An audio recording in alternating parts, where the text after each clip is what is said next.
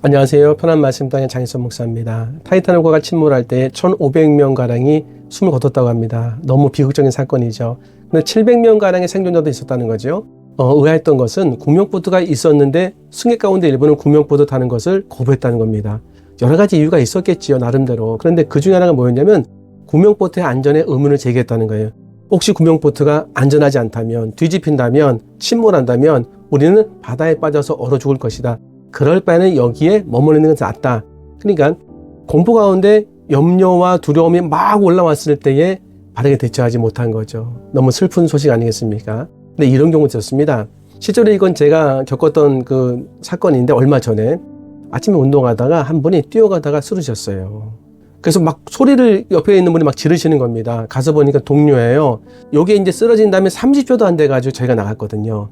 한 분이 그러더라고요. 119 빨리 전화하라고. 그래서 제가 119 전화했습니다. 동시에 한 분이 그분이 숨 쉬는 거를 확인한 다음에 흉부에다 대고서 이제 심폐소생술을 시작한 거예요. 너무 감사한 거죠. 심폐소생술을 막 하시더라고요. 그러면서 119 통화가 됐습니다. 물어보시는데 구급대원이 숨은 지금 쉬고 있냐?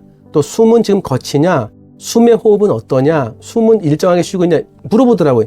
제가 잘 모르지 않습니까? 그래서 주변 분들이 다 들었거든요. 스피커폰으로 바꾸라고 해서.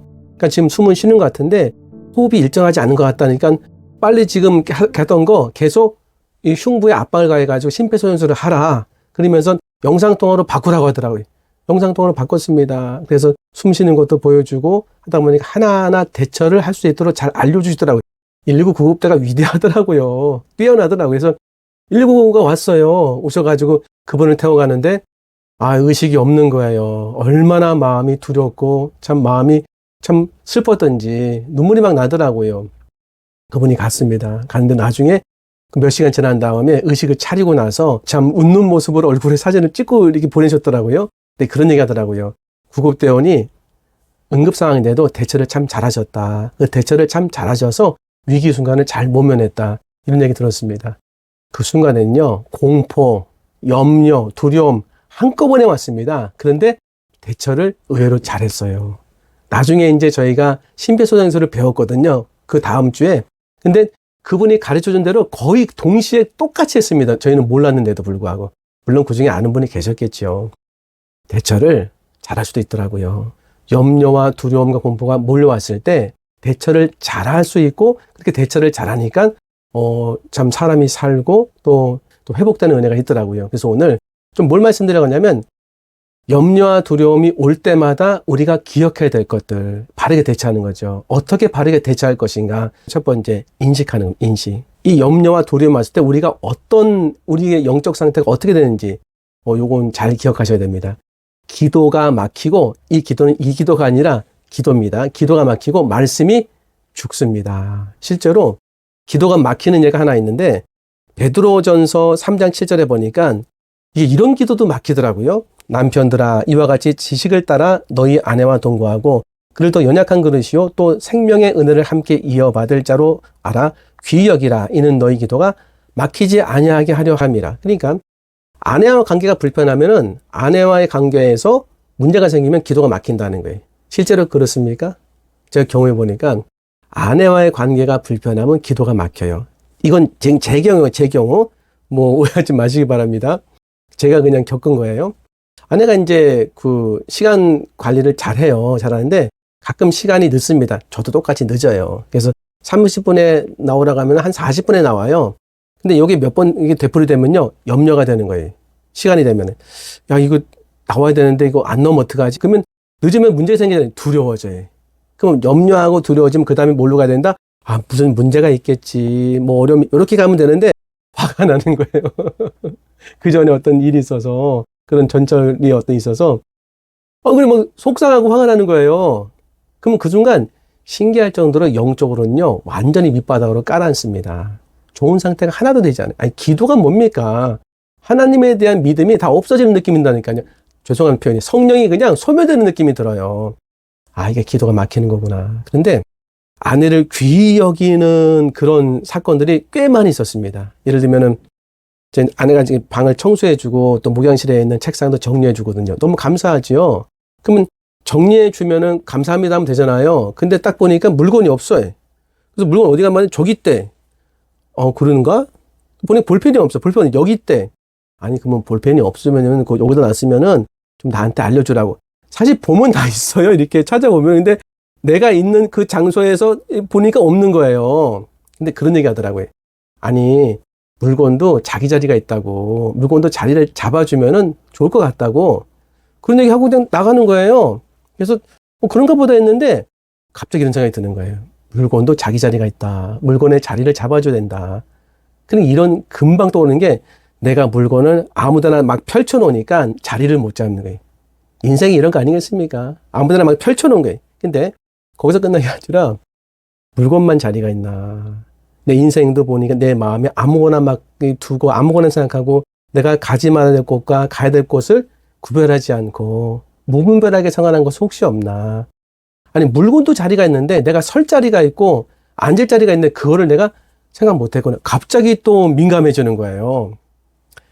누가복음 21장 31절에 너희는 스스로 조심하라. 그렇지 않으면 방탕함과 술 취함과 생활의 염려로 마음이 둔화해지고 뜻밖의 그날이 덕과 같이 너에게 임하리라. 그러니까 마음이 둔해지는 것은 무뎌지는 거예요. 무뎌지는 뭐겠습니까? 영적으로 잠자는 거죠. 반대는 깨어있는 거. 그 중에 하나가 뭐다? 제일 앞에 있는 거. 제일 강하게 나타나는 방탕함, 술 취함, 생활의 염려. 똑같은 라인 아니겠습니까? 방탕함, 술 취함, 생활의 염려. 방탕하고 술 먹고 염려하고. 아, 이게 우리의 그 기도를 막는다는 거예요. 그래서 염려하고 두려워하면요, 기도가 막힌다는 사실을 인지하셔야 돼요. 이게 끝나는 게 아닙니다. 이런 말씀이 있습니다. 누가복음 8장 14절에 보니까 가시떨기에 떨어졌다는 것은 말씀을 들은 자이나 지내는 중 이생의 염려와 재물과 향락의 기운이 막혀 온전히 결실하지 못하는 자요. 그러니까 말씀이 마음에 떨어졌는데 가시가 있는 거예요, 마음에. 이 가시가 뭐냐면 여기 나와 있습니다. 이생의 염려, 재물, 향락의 기운이 막힌다는 거예요. 이생의 염려는 세상의 염려, 지금 우리가 하는 염려 아닙니까? 이게 가시가 돼서 말씀을 꽉 찔러가지고 말씀을 막아서 죽인다는 거예요. 이런 거 있지 않습니까? 가서 이렇게 그 인사하고 할 수만 있다면 복음을 전하라는 감동을 줬어요.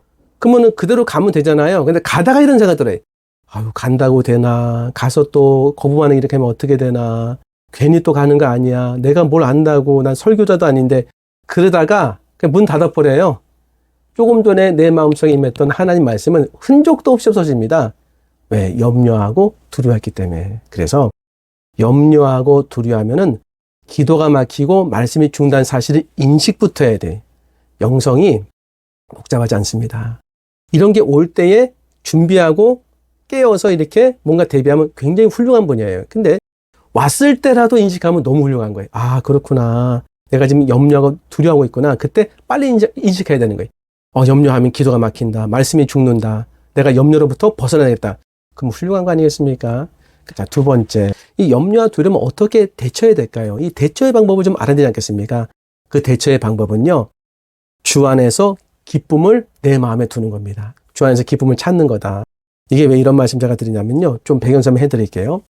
빌립보서가 쓰여질 때는 빌립보 교회에 보낸 사도 바울의 편지거든요. 근데 10년의 세월이 흐른 겁니다. 개척한 이후에. 근데 빌립보 교회가 어떻게 개척되냐면 루디아라는 여성의 집에서 개척됐어요. 사도행전 16장 14절에 보니까 두아드라시에 있는 자세 곶감 장사로서 하나님을 섬기는 루디아라 하는 한 여자가 말을 듣고 있을 때에 주께서 그 마음을 열어 바울의 말을 따르게 하신지라. 감사한 거죠. 한 분이 예수님을 믿고 마음에 영접하고 은혜를 받았어요. 그와 그 집이 다 세례를 받고 우리에게 청하여 이르되 만일 나를 주 믿는 자로 알거든 내 집에 들어와 유하라 하고 강권하여 머물게 아니라 그 집에 들어와서 머물라고 굉장히 강제히 요청한 거예요. 사도 머뭅니다. 그리고 나서 밑으로 쭉 내려가면 40절에 이렇게 나와 있어요. 두 사람이 옥에서 나와 루디아의 집에 들어가서 형제들을 만나보고 위로하고 가니라. 루디아의 집에 이미 형제들이 있었어요. 제자급의 사람들 아닙니까? 교회가 출발된 겁니다. 이렇게 여성의 집에서 교회가 출발됐습니다. 루디아가 자세 곶감 장사로서 조금 이렇게 부유한 장사를 했던 것 같아요. 너무 감사한 일 아니겠습니까? 10년이 지났습니다. 10년이 지났는데 교회 안에 문제가 생겼어요. 여성 지사 2명이 뭔가 이렇게 의견 대립이 생긴 것 같아요. 빌립보서 4장 2절에 보니까 유오디아를 권하고 순두개를 권하노니 주 안에서 같은 마음 품으라. 주 안에서 같은 마음 품으랍니다. 그 얘기는 뭐다? 같은 마음이 안 됐다는 거 아니에요, 지금. 존경 많은 여성 지도 2명이 같은 마음을 품지 않고 서로 간에 충동스러운 그런 의견 대립이 있을 수 있다는 거 아니겠습니까? 이거 보면은 예를 들어가지고 뭐 교회 목사님과 장로님이 충돌이 나가지고 교회가 시끄럽다? 성도님도 불안해집니다. 은혜 받기 쉽지 않지요. 예전에 직장에서 뭐 부장님이랑 과장님이 서로 의견 대립해서 소리가 이렇게 높아지면은 밑에는 퇴근을 못 합니다. 눈치 보다가. 뭐 옛날 얘기. 저 같은 경우에는 뭐 선임 부목사님이나 담임 목사님이 조금 의견 충돌이 나면 진짜 그때는 우리 눈치 보느라고 퇴근 못 했어요. 불안하지 않겠습니까? 근데 이 불안을 잠재우고 있는 주 안에서 같은 마음 품으래. 이게 방법이라는 거예요. 말씀이 주는 그런 해답이죠. 주 안에서 같은 마음 품으라. 어떤 같은 마음 품을 수 있는가 어떻게 살펴보니까 빌립보서 4장 4절에 주 안에서 항상 기뻐하라. 항상 기뻐하라면 항상 어려워져요. 내가 다시 말하는 기뻐하라. 너희 관용을 모든 사람에게 알리게 하라. 주께서 가까우시냐. 항상 기뻐할 수 있는 거는 사실 쉽지 않지요. 우리 가끔 기뻐하는 거 아닙니까? 하는데 성경이 우리를 인도해요. 어떻게 생각해야 되는지, 어떻게 바라봐야 되는지. 주 안에서 항상 기뻐하라. 주님 안에 들어와서 기쁨을 찾으라는 거죠. 예수님 안에서 기쁨을 찾으라는 거 아니겠습니까? 그럼 예수님 안에서 기쁨을 찾으라고 할 때 우리 염려에 대한 단어 한번 생각해 볼게요. 염, 생각하다, 마음에 드다, 걱정하다, 깊이 고민하다. 그럼 염려의 뜻. 마음속에 어떤 걱정을 두고 깊이 생각하는 거. 걱정을 깊이 생각하면 염려된다는 거예요. 염려됐다가 나중에 분노됐다가 염려됐다가 나중에 절망으로 갔다 막 그러지 않겠습니까? 헬라어를 보니까 메람 나오라는 뜻인데 나누다, 나누어지는 거예요. 마음이 여러 갈래로 나뉘어 초조해하고 걱정하는 상태. 그러니까 지금 유오디아 순두계 빌립보교의 여성 지도자들이 이런 상태 아니겠습니까? 뭔가 근심이 있어서 마음이 나눠진 거예요. 상대방의 의견 때문에 마음이 상했다든지 하여튼 이런 일이 일어난 거죠. 염려가 발생하고 그 가운데서 좀 좋지 않은 상황이 펼쳐진 겁니다. 사도 바울을 통해서 하나님 말씀하신 게 주 안에서 같은 마음 품으라. 또한 주 안에서 항상 기뻐하라. 주 안에서 어떻게 항상 기뻐할 수 있을까? 저희 교회는 이제 말씀은 읍졸이거든요. 근데 한 주간에 이제 한 말씀 가고 꽤 길게 읍졸입니다. 지난주에 이제 알파 세미나를 했습니다. 교회에서. 참 은혜가 됐어요. 그래서 뭐 여러분이 신청하고 교육자 전체가 이제 와서 스텝으로 일하는데 참 성실하고 열심히 준비를 잘 해주셨어요. 제가 제일 불성실한 것 같아요. 그래서 찬양도 전사님 잘 하시고 테이블도 잘 준비하시고 제 안에도 이제 거기서 섬겼는데 잠을 줄여가면서 이렇게 준비를 좀 하더라고요. 고맙더라고요. 근데 딱 들어가서 제가 이제 그 강의를 하고 또 말씀 나누는데 은혜가 되는 거 그냥요. 들어가자마자. 뭐 차를 한 잔 주시는 차도 맛있어 너무요. 그때 지난주 읊조렸던 말씀이 뭐냐면 하나님이여 주는 하늘 위에 높이 들리시며 주의 영광이 온 세계 위에 높아지기를 원하나이다. 찬송도 있지 않습니까? 하늘 위에 주는 높이 들리며 주의 영광이 온 세계 위에 이런 찬양 있지 않습니까? 근데 하나님 말씀을 읊조리면은 영의 양식이 되고 감사한 게 뭐냐면 그 말씀 만나게 돼요. 토요일 날 만났어요. 주님의 영광이 하나님의 이름 높이 올림 받은 주님의 영광이 이렇게 온 세계 위에 우리 교회에 쭉 펼쳐지는 느낌이 드는데 사람이 주는 기쁨도 있지 않습니까? 사람이 주는 기쁨. 주 안에서 항상 기뻐하라. 주 안에서 같은 마음 품으라. 그러면 주 안에서 같은 마음 품는데 그 같은 마음이 주 안에서 기쁨을 항상 기뻐하라면 이게 뭐 염려와 두려움 몰아내는 해결책 아니겠습니까? 그 사람이 기쁨을 주지요. 뭐 차 한 잔 주시는데 너무 기쁘고 준비 잘하는 거 너무 감사하고 다 기뻤어요. 근데 요 기쁨은 또 영원히 가지 않지 않습니까? 그런데 하나님 말씀이 딱 깨달아지고 영양식이 돼가지고 경험하니까요. 이게 너무 기쁜 거예요. 항상은요. 예수님과 그의 말씀 외에는 없더라고요. 사람이 주는 기쁨은 좋지만 그게 또 제한적이고 또 한계가 있지 않습니까? 근데 하나님이 주시는 예수님을 통해 받는 그 말씀의 기쁨은 계속 유지되더라고요. 공급을 계속 해주시니까. 그래서 그 주일날 이렇게 뭐 영상도 찍고 뭐 토요일날인데 기쁨이 계속 넘치는 거예요. 오늘도 이렇게 아침에 일어났는데 이상하다. 내가 왜 이렇게 뿌듯하지? 엘리베이터 타고 내려오는데 왜 이렇게 오늘 마음이 가볍지? 기쁨의 은혜가 계속 임했던 겁니다. 하늘 위에 주는 높이 들리시며 주의 영광이 온 세계에 높아지기를 나타나기 원하나이다. 이 말씀의 은혜를 받은 거죠. 아하, 이제 알았습니다. 내가 근심을 내 마음에 두면 마음이 나눠지고 염려가 돼서 불안해져가지고 문제가 생긴다.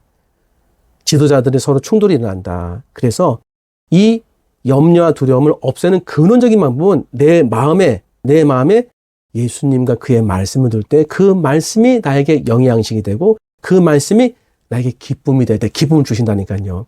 두려움이 사라지고 염려는 그냥 없어지더라고요. 이게 해결 방법이었어요. 제가 적극적으로 추천을 드립니다.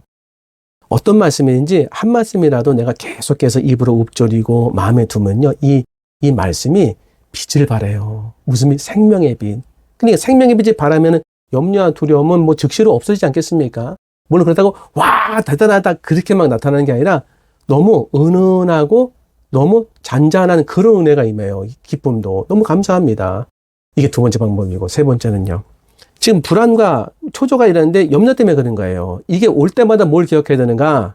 이게 기도 맞고 말씀 죽인다는 거 이거 인지하는 거죠. 그 다음에 또 마음에 하나님 말씀을 둬야 된다. 예수님 말씀 두면 이 두려움과 염려가 사라진다. 세 번째는요. 감사함으로 기도하는 겁니다. 성경을 보니까 우리 한국 분들이 성도님 제일 좋아하는 말씀 가운데 하나라고 하더라고요. 빌립보서 4장 6절 7절. 아무것도 염려하지 말고 다만 모든 일에 기도와 간구로 너희 구할 것을 감사함으로 하나님께 아뢰라. 그러면 모든 지각에 뛰어난 하나님의 평강이 그리스도 예수 안에서 너희 마음과 생각을 지키시리라. 자, 그러면 살펴보겠습니다. 아무것도 염려하지 말고 딱 끊어야 되죠. 다만 모든 일에 기도와 간구로. 근데 끊어지지가 않잖아요. 우리는 뭐 그냥 염려를 딱 끊고 할 수 있냐?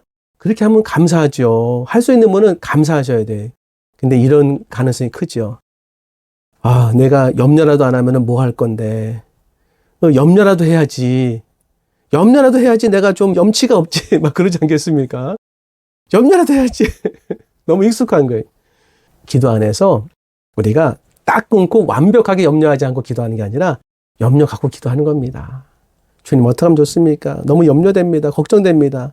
그때 뭐 그 두려움이 변하여 내 기도 되었고 전날의 한숨 변하여 내 노래 되었네. 주님을 찬송하면서 할렐루야 할렐루야 내 앞길 멀고 험해도 나 주님만 따라가리. 이렇게 되지 않겠습니까? 염려하고 기도하면 그 두려운 변에서 기도되고 찬송되겠죠. 그러면서 기도하면 돼요. 제가 생각엔 제가 그냥 말씀드린 거는 염려를 뭐 갖고 가든 두려움 그냥 기도하시면 돼요. 성령이 이끌어 가시죠. 그러면서 그 다음 생각은 뭐냐면 다만 모든 일에 기도와 간구는 너희 구할 것을 감사함으로 하나님께 아뢰래요. 어떻게 감사함으로 아뢰 수 있을까? 지금 염려가 있는데 해보면요. 길을 성령께서 열어주세요. 이렇게 할 수 있습니다. 과거의 은혜를 생각하면서 감사할 수 있어요. 내가 그 과거에 그 취업을 놓고서 기도하고 또 취업을 위해서 하는데 하나님 은혜 주셨던 데가 있어요. 근데 지금 취업이 잘 안 되는 거예요. 그럼 이렇게 기도할 수 있는 거죠. 하나님, 제가 과거에도 시험을 앞두고 불안했지만 결국 합격할 수 있도록 도와주었습니다. 이번에도 저를 인도해 주실 것을 믿으며 감사합니다. 감사할 수 있는 거죠.